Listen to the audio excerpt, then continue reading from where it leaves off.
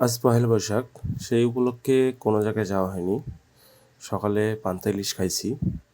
তা সারাদিন যেহেতু বসেছিলাম, সেই হিসেবে আমার ছোটো ভাই বলল, দাদা চলেন কোনো জায়গায় ঘুরে আসি। সেই হিসেবে আমি বললাম, চলো সংসদ ভবনের দিকে যাই। সে আমাকে বলল, না ভাইয়া চলেন, অনেক দিন দিয়াবাড়ি যাইনি, দিয়াবাড়ি যাই। তা দিয়াবাড়ি গিয়ে যেটা দেখলাম, দিয়াবাড়িতে প্রচুর মানুষ ছিল।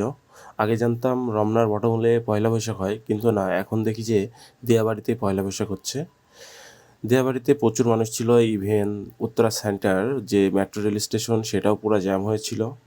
প্রচুর মানুষ, কোনো দিকে যাওয়া সম্ভব ছিল না, তাই আমরা একটা জায়গায় দাঁড়িয়ে অনেকক্ষণ উপভোগ করি মানুষের চলাচলগুলো। এবং যেহেতু সন্ধ্যা হয়ে গিয়েছিল, বাসায় এসে রান্না করারও কোনো এনার্জি ছিল না। তা আমার ছোটো ভাই বলে, দাদা চলেন এখান থেকে কিছু খেয়ে যাই। খেতে গিয়ে দেখলাম প্রতিটা দোকান এবং চায়ের দোকান পর্যন্ত প্রচুর মানুষ, কোনো সিট ফাঁকা ছিল না। ইভেন সেখানে চা খাওয়ার বা কোনো কিছু খাওয়ার কোনো ব্যবস্থা ছিল না। পরে ওখান থেকে চলে আসি। এই ছিল আমাদের আজকের বিকেলে ঘোরার অভিজ্ঞতা।